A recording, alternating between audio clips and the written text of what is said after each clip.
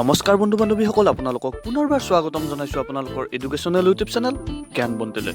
বন্ধু বান্ধৱীসকল, আজি আমি কাৰেণ্ট এফেয়াৰ্ছৰ ছেকেণ্ড পাৰ্টটো আপোনালোকৰ মাজলৈ লৈ আহিছোঁ। গতিকে আহক পলম নকৰি ভিডিঅ'টো আৰম্ভ কৰোঁ। 1 নম্বৰ প্ৰশ্ন কি আছে? 1 নম্বৰ প্ৰশ্ন আছে, কিছুদিন আগতে MMR ৰিডাকশ্যন পুৰস্কাৰ কোনে লাভ কৰিছিল? MMR ৰিডাকশ্যন পুৰস্কাৰটো লাভ কৰিছিল মধ্যপ্ৰদেশে। এতিয়া MMR ৰিডাকশ্যন পুৰস্কাৰটো কি? এইটো হৈছে ফুল ফৰ্মটো মেটাৰ্নেল মৰ্টেলিটি ৰেট।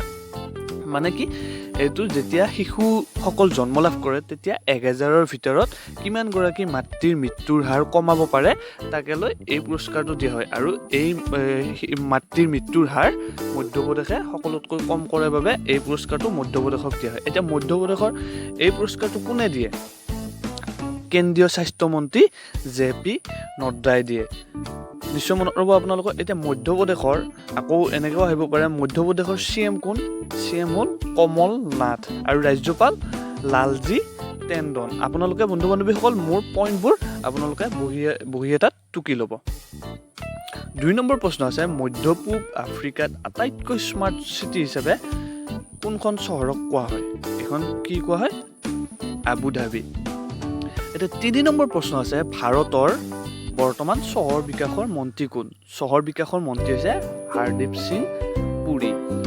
4 নম্বৰ প্ৰশ্ন কি আছে, পৃথিৱীৰ আটাইতকৈ দুখীয়া জনসংখ্যা থকা দেশখন কোনখন? নাইজেৰিয়া। আৰু ইয়াত দুখীয়া জনসংখ্যা কিমান আছে? 86.9 মিলিয়ন মানুহ ইয়াত দুখীয়া জনসংখ্যা আছে। এতিয়া 5 নম্বৰ প্ৰশ্ন আছে, এছিয়াৰ প্ৰথম মধ্যস্থতা কেন্দ্ৰ ক'ত খোলাৰ সিদ্ধান্ত লৈছে? ক'ত লৈছে? জাপানৰ টকিঅ'ত। এতিয়া জাপান বুলি কওঁতে আকৌ জাপানৰ কাৰেঞ্চি আহিব পাৰে। জাপানৰ কাৰেঞ্চি কি? জাপানৰ কাৰেঞ্চি হৈছে ইয়েন। আৰু এতিয়া জাপানৰ আকৌ প্ৰধানমন্ত্ৰী কোন? জাপানৰ প্ৰধানমন্ত্ৰী হৈছে চিনজো এবে জাপানৰ প্ৰধানমন্ত্ৰী আৰু কাৰেঞ্চি হৈছে ইয়েন। এতিয়া 6 নম্বৰ প্ৰশ্ন আছে, জাপানৰ সংসদক কি বুলি কোৱা হয়? জাপানৰ সংসদক কি বুলি জনা যায়? ডায়েট বুলি জনা যায়। নিশ্চয় মনত ৰ'ব আপোনালোকৰ।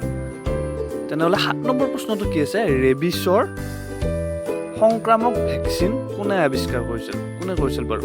লুইচ পেষ্টিয়ৰে। 1885 চনত লুইচ পেষ্টিয়ৰে ৰেবিছৰ সংক্ৰামক ভেকচিন আৱিষ্কাৰ কৰিছিল। এতিয়া 8 নম্বৰ প্ৰশ্ন কি আছে, হকী চেম্পিয়ন ট্ৰফি 2018ৰ চূড়ান্ত খেলত কোন জিকিছে? কোন জিকিছিল? অষ্ট্ৰেলিয়া। আকৌ এতিয়া অষ্ট্ৰেলিয়া বুলি কওঁতে অষ্ট্ৰেলিয়াৰ কাৰেঞ্চি কি? অষ্ট্ৰেলিয়াৰ কাৰেঞ্চি হ'ল ডলাৰ। আৰু অষ্ট্ৰেলিয়াৰ প্ৰধানমন্ত্ৰী কোন? অষ্ট্ৰেলিয়াৰ প্ৰধানমন্ত্ৰী হ'ল স্কট মৰিছন। আৰু ইয়াৰ কেপিটেল কি বাৰু? কেপিটেল হ'ল কেম্বেৰা। নিশ্চয় মনত ৰ'ব আপোনালোকৰ। এতিয়া 9 নম্বৰ প্ৰশ্ন আছে, কিছুদিন আগতে ICC হল অফ ফেমত 5 নম্বৰ ভাৰতীয় হিচাপে কোন অন্তৰ্ভুক্ত হয়? কোন হৈছে? ৰাহুল দ্ৰাবিড়। এতিয়া 5 নম্বৰ ভাৰতীয় হিচাপে তেওঁ যদি অন্তৰ্ভুক্ত হৈছে তেতিয়াহ'লে আগতে আৰু 4জন কোনোবা হ'ব লাগিব। এতিয়া সেই 4জন কোন? যদি আমি চাওঁ 2009 চনত কপিল দেৱ হৈছিলে, আৰু 2009 চনতে আকৌ সুনীল গাভাস্কাৰো হৈছিলে, আকৌ 2009 চনতে কোন হৈছিলে? বিশান সিং বেদীও হৈছিলে। তাৰপিছত অনিল কুম্বলে হৈছিলে 2015 চনত, আৰু এইবাৰ 2018 চনত হ'ল ৰাহুল দ্ৰাবিড়। মনত ৰ'ব নিশ্চয়। 10 নম্বৰ প্ৰশ্ন কি আছে, আইৰন মেন প্ৰতিযোগিতা সম্পূৰ্ণ কৰা প্ৰথম ভাৰতীয় সেনা অধিকাৰীগৰাকী কোন? নাম হৈছে major general BD Dogra. 11 number প্ৰশ্ন আছে, ইণ্টাৰনেশ্যনেল T20ত সকলোতকৈ বেছি ৰান কোনে কৰিছে? বেছি ৰান কৰিছে এৰন ফিঞ্চে। আৰু তেতিয়াহ'লে এৰন ফিঞ্চ ক'ৰ? এৰন ফিঞ্চ হৈছে অষ্ট্ৰেলিয়াৰ। এতিয়া 12 নম্বৰ প্ৰশ্ন আছে, মুখ্যমন্ত্ৰী কলাকাৰ সহায়ক যোজনাৰ শুভাৰম্ভণি কোন ৰাজ্যই কৰিছে? কোন ৰাজ্যই কৰিছে? উৰিষ্যাই কৰিছে। এতিয়া উৰিষ্যা বুলি কওঁতে উৰিষ্যাৰ মুখ্যমন্ত্ৰীজনৰ নাম আহিব পাৰে। উৰিষ্যাৰ মুখ্যমন্ত্ৰী কোন বাৰু?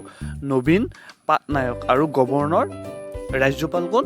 গণেশজী লাল। মনত ৰ'ব নিশ্চয়।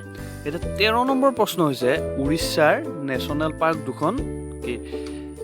মই 3টা দিছোঁ, Simlipal national park, Bhitarkanika national park আৰু কাংগাৰঘাটি নেশ্যনেল পাৰ্ক।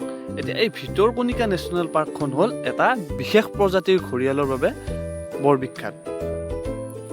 নেক্সট প্ৰশ্ন কি আছে ভাৰতৰ বৰ্তমান মুখ্য ন্যায়াধীশ কোন ভাৰতৰ বৰ্তমান মুখ্য ন্যায়াধীশ আমি সকলোৱে জানো তেওঁ হ'ল ৰঞ্জন গগৈ আৰু ৰঞ্জন গগৈ কোন তেওঁ হ'ল অসমৰে ৰঞ্জন গগৈ আকৌ দেউতাকৰ নাম কি আছিল ৰঞ্জন গগৈ দেউতাকৰ নাম আছিল কেশৱ চন্দ্ৰ গগৈ আৰু তেওঁ 1982 চনত অসমৰ মুখ্যমন্ত্ৰী হৈছিল 2 মাহৰ কাৰণে কেশৱ চন্দ্ৰ গগৈ অসমৰ মুখ্যমন্ত্ৰী হৈছিল 1982 চনত নিশ্চয় মনত ৰ'ব আপোনালোকে আৰু এটা প্ৰশ্ন আহিব পাৰে যে তেওঁ ৰঞ্জন গগৈ কিমান নম্বৰ মুখ্য ন্যায়াধীশ আমি কিমান নম্বৰ লিখিম 46 এতিয়া 46 যদি ৰঞ্জন গগৈ হয় এতিয়া 45 গৰাকী কোন তেওঁ আছিল দীপক মিশ্ৰা এটা 15 নম্বৰ প্ৰশ্ন আছে কেইদিনমান পূৰ্বে 2019 চনৰ গ্লোবেল গলকিপাৰ এৱাৰ্ড কাক প্ৰদান কৰে উত্তৰ কি হ'ব আমাৰ ভাৰতৰ প্ৰধানমন্ত্ৰী নৰেন্দ্ৰ মোদী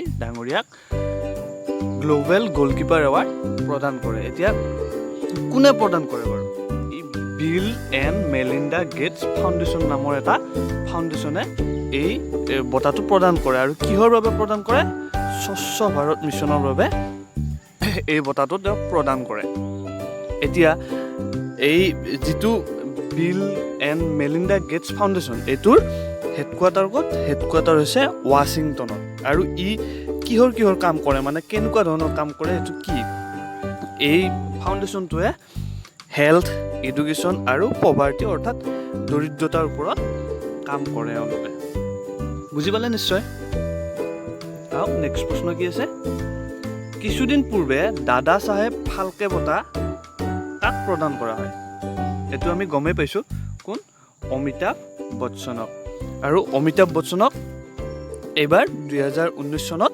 দাদা চাহেব ফাল্কে বঁটা প্ৰদান কৰা হয় আৰু এইটো বঁটা হৈছে ভাৰতীয় চলচ্চিত্ৰ জগতৰ সকলোতকৈ ডাঙৰ সন্মান বা ডাঙৰ পুৰস্কাৰ আৰু 1984 চনত অমিতাভ বচ্চনে কি পাইছিল পদ্মশ্ৰী পাইছিল আৰু 2001 চনত পাইছিল পদ্মভূষণ আৰু 2015 চনত পাইছিল পদ্ম বিভূষণ আৰু এইবাৰ 2019ত দাদা চাহেব ফাল্কে বঁটা পায় নিশ্চয় মনত ৰৈছে আপোনালোকৰ এতিয়া 17 নম্বৰ প্ৰশ্ন আছে কিছুদিন পূৰ্বে মধ্যপ্ৰদেশৰ ব্ৰেণ্ড এম্বেচাডৰ কাক নিয়োগ কৰা হয় কাক গোবিন্দাক অৰ্থাৎ আমাৰ ভাৰতীয় চলচ্চিত্ৰ জগতৰ অভিনেতা গোবিন্দাক 18 নম্বৰ প্ৰশ্ন কি আছে সাংকেতিক ভাষাৰ আন্তঃৰাষ্ট্ৰীয় দিৱস কেতিয়া পালন কৰা হয় কেতিয়া বাৰু 23 ছেপ্টেম্বৰ এইকেইটা কুৱেশ্যন একেবাৰে নতুন কাৰেণ্ট এফেয়াৰ্ছ আপোনালোকে মনত ৰাখিব এই 23 ছেপ্টেম্বৰত সাংকেতিক ভাষাৰ আন্তঃৰাষ্ট্ৰীয় দিৱস পালন কৰা হয় 19 নম্বৰ প্ৰশ্নটো কি আছে